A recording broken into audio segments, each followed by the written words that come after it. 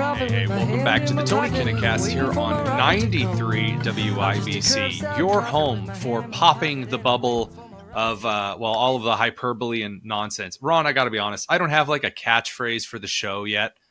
So do you have a catchphrase for Coleman Nation podcast? So what I say to people what I say when I open up is, hello, Colemanators. Ooh. Because I want to reinforce that the joke is culmination, not that I'm a guy who has a nation.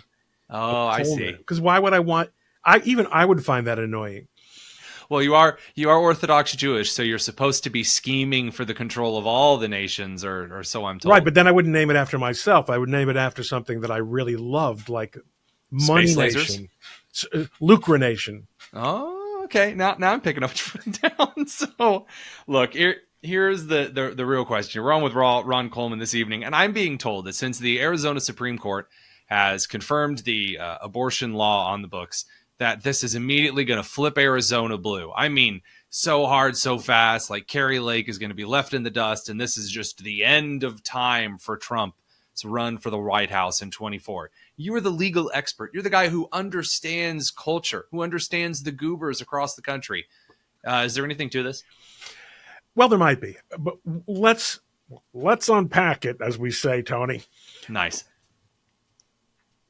The Supreme Court of Arizona is obligated to rule pursuant to its precedents and its constitutional requirements, right, with no political consideration. So there can be anything's possible, I guess, but there's no room for criticism of the Supreme Court. They are doing their jobs. Right. This is a statute that I believe was amended sometime about 100 years ago. Mm-hmm. So you can't blame anyone in the Arizona legislature either. Oh, but what if I really want to? Or what if, you just really want to use it to bash Trump? Well, because, listen, one thing you can definitely observe, Tony, is that everyone who voted for this statute was a white male. I guarantee it. Was that gasp believable enough? But as a practical matter, okay, so in other words, let's consider the process by which this decision was issued to be a black box. There's nothing to talk about in terms of the black box. The question is the fallout. There's no room to criticize the court. They did their job. All right. So what is the fallout that we're looking at here? I think that it has exposed some very important conversations. Mm-hmm. And it's hard for me to understand how people can take the position that we as a conservative party or people who are pro-life should not campaign on core values like abortion, because it's not merely about abortion. And in this regard, we can agree with the feminists and the Marxists, just not they're right. It's not just about abortion. They say it's about controlling women's bodies, which is very silly. But what it is about is a statement of whether we care about right and wrong, as opposed to whether life has intrinsic value or not. Whether and whether there, A, yes, of course, obviously, and B, whether conduct should have consequences, and C, the extent to which we should be intimidated by political threats. It may very well be the case that votes will be lost because of this decision. But I find it hard to believe that there will be very many Arizona voters who would not have been bombarded. Take a look at the timeline of the great and glorious Governor Newsom of California, all he's tweeting about is abortion.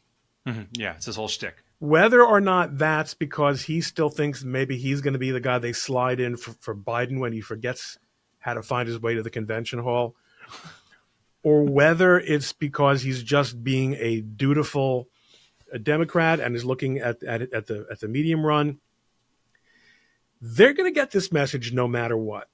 Every time someone draws a line in the sand and says, this is the line you shouldn't have crossed, I suspect that line is merely an opportunity to make a point you were going to make anyway. Right. And that kind of factors in, at least for the election looking forward here. And I agree with you. I don't think the right should be sacrificing the principles that we claim to have just because, it is or isn't politically expedient to, because it's not like anybody is fooled, as though there's the independent voter out there who hears the left, which is saying all of the things anyway. And the right saying, well, we didn't openly say that we supported X, Y, and Z. I would much rather the right say what they mean and mean what they say. I mean, I do think there's room for nuance. And I think that Donald Trump gets it. And a lot of my friends on social media, I won't embarrass them by naming them, but people whose thought processes I really respect are mostly saying this. Yes, you should stand for what you stand for, and you shouldn't run from it. On the other hand, politics is a process by which you do your best to get elected, not by lying.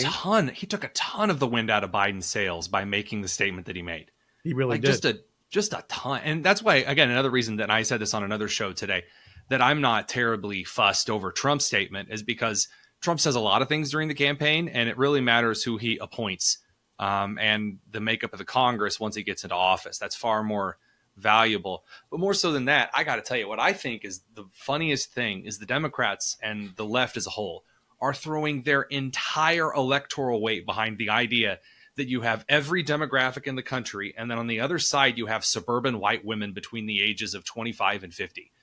And it's like, that's what's going to carry them through to victory. So the entire conversation is student loans and abortion.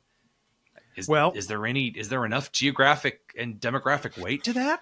Well, I mean, they need to make sure that they get the black vote, which is tenuous at this point, right? And you and I both understand that doesn't mean that there's a meaningful chance that nationwide Donald Trump gets 51% of the black vote. They need to get the black vote, meaning all of it. Yeah, they need to get like the super majority, and Biden is losing that like a creek that's turning into a river with the swollen rainwater. And meanwhile, the incredibly cynical triangulating he's doing with Israel, and for looking at Michigan and Minnesota, it's so freaking cynical because everyone knows what he's doing and why he's doing it. And the thing, listen, people who are prepared to vote. I mean, look, there are people out there saying, "How can you vote for Donald Trump? He's a liar." Joe Biden literally said yesterday that when he taught constitutional law, Joe Biden never taught constitutional law. He guest lectured a Saturday course that there's no transcripts from. Yeah, but that's probably the same course that Obama got an A in. Oh yeah, very important. When it comes to no transcripts, right? It is a pitched battle. All we're talking about here is not only it's not even about winning over the middle. It's about motivating the base and motivating the fringy part of the middle that could become part of your base. Who will vote and what are the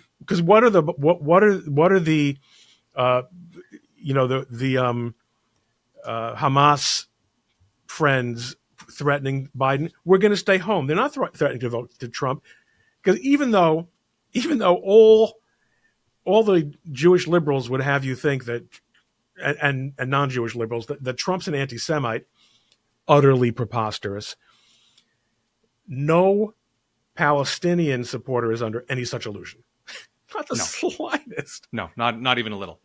So realistically, and I think we'll have to have you back another time because we're running a little bit short here. The hilarious part of this election is that the left truly believes that they're going to be able to like bring some huge coalition out, whereas the right and Trump has pretty acutely realized that he can probably motivate enough moderates along with the very motivated Republican base to swing through. And for the left, it's too little too late. Agreed. Ron, thanks for much for joining us. We'll have you on again because so. I got to tell you, there is no one like the culmination for bringing like the through culminator. The culminator for the culmination for the best of the takes. Thanks very much. Thanks, man. Tony. You are listening to the Tony Kinnett Cast here on 93 WIBC. Kendall and Casey. Now